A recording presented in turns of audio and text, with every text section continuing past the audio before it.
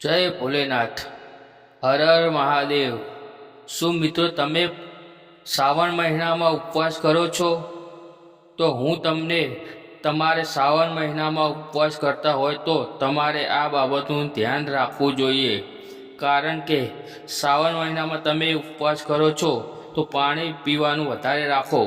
પાણી વધારે પીવાથી પેટ ભરેલું રહે છે, જેના કારણે ચક્કર જેવી સમસ્યાઓ થતી નથી. અને રોજ સવારે દહીં ખાવાનું રાખો. ઘણા લોકો ઉપવાસમાં એક ટાણું કરતા હોય છે.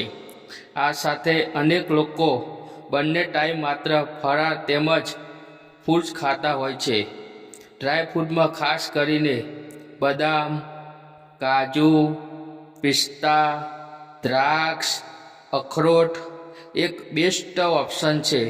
ડ્રાય ફ્રૂટ ખાવાથી પેટ ભરેલું રહે છે, જેના કારણે તમને ચક્કર આવતા નથી અને તમારું શરીર હેલ્ધી રહે છે.